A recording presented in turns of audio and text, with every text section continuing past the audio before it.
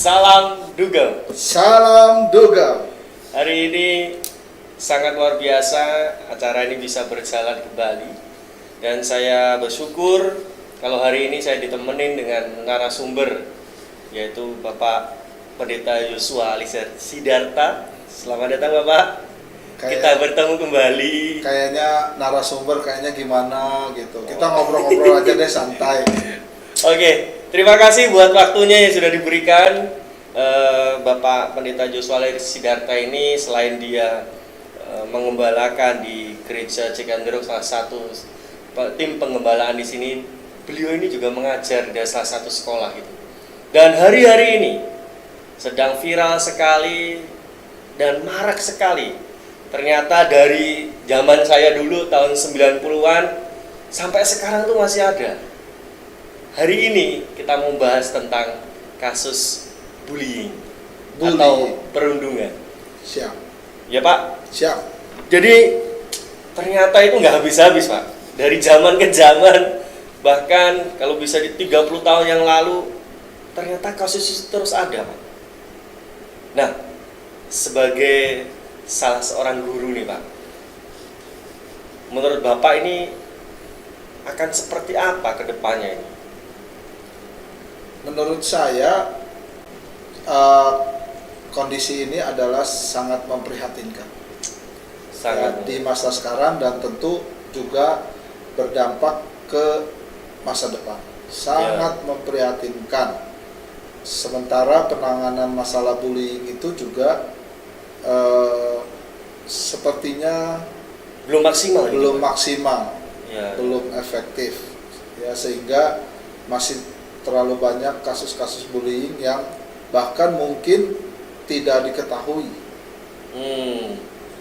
Baru nanti kalau muncul viral gitu. Ya, kalau ada bullying lagi atau kalau ada korban yang baru terlihat ya dampaknya, baru kita ngeh gitu. Kalau enggak ya kita anggap tidak ada bullying, padahal sebetulnya dalam penelitian itu hampir 10-16% menurut beberapa artikel yang saya baca, yaitu terjadi setiap hari. Setiap hari? Setiap hari. Oke. Saya baru tahu setiap hari bisa setiap hari. Itu kebanyakan itu dilakukannya di mana Pak? Di lingkungan rumah kah, atau di sekolah, atau di tempat-tempat yang lain gitu Pak? Secara penelitian yang saya baca dari sumber-sumbernya, ya kebanyakan itu di sekolah. Justru di lingkungan pendidikan sekolah, di lingkungan pendidikan. Iya. Gitu. Karena saya juga pernah ngalami Pak. Iya. Kalau saya boleh cerita, dari SD pun bahkan saya pernah ngalami di mana saya sering dikata-katain, apalagi kalau bullying untuk yang minoritas terutama ya Pak ya. Ya, yang lemah. Yang lemah, yang kaum minoritas gitu kan, sering dikata-katain gitu kan. Justru ya minder lah sebagai anak kecil, dikata-katain kamu jelek, kamu ini pasti down gitu kan. Ya.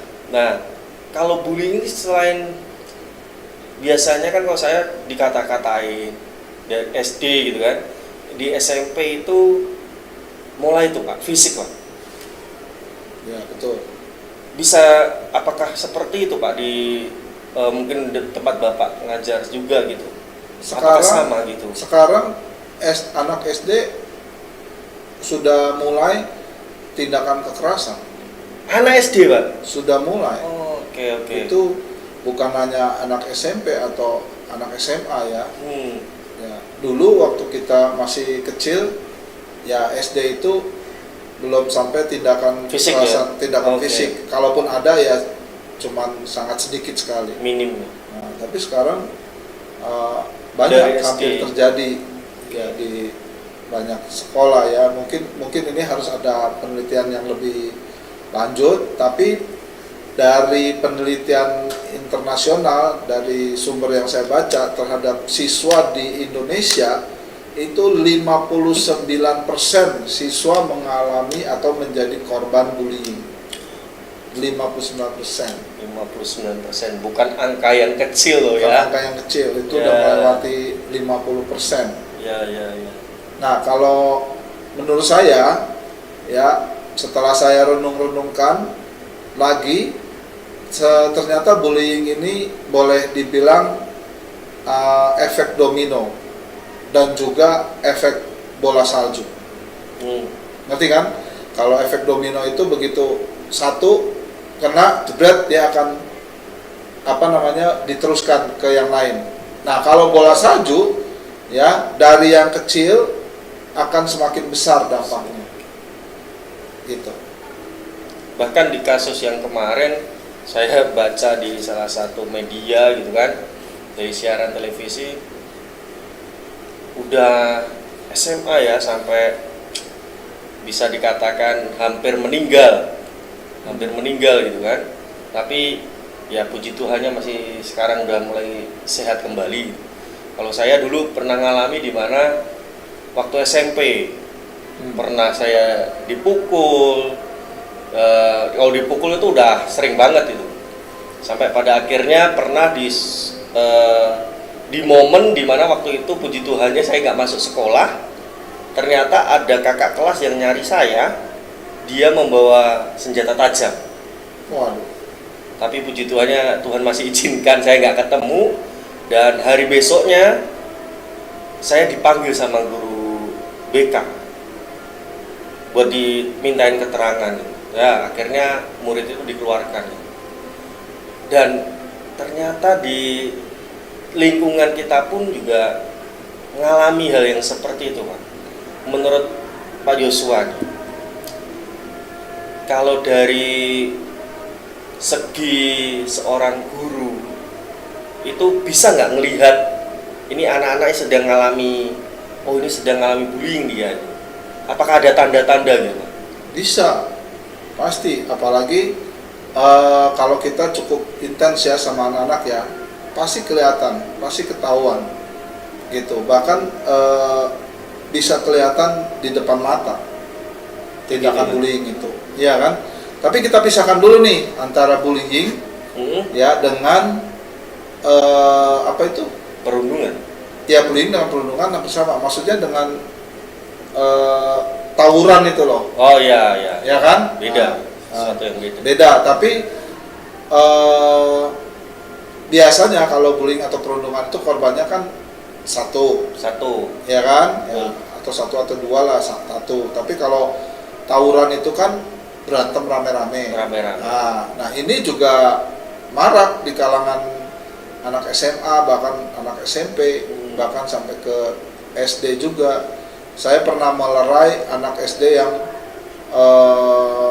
mau tawuran gitu kan lucu sekali anak SD mau tawuran, ya kan.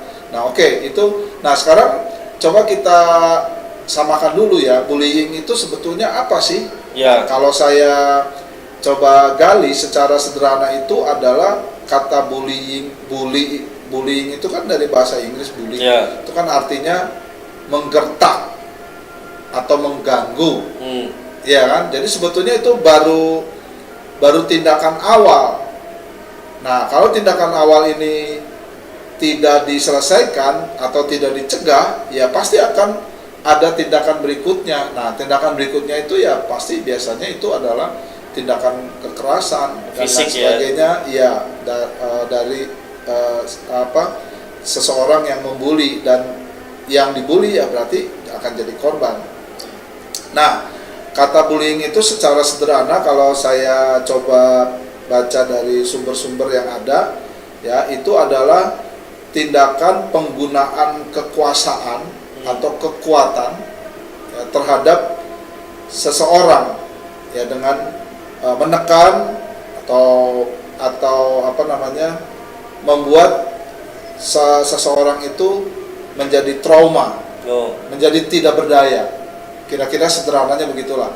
Ya, nanti jadi lemah lah. Nanti mungkin silakan bisa cari sumber-sumber yang ada ya.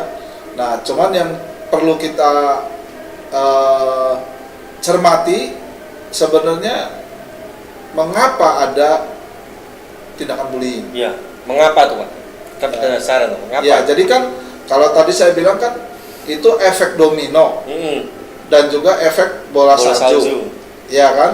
Nah, kenapa saya katakan begitu? Ternyata berdasarkan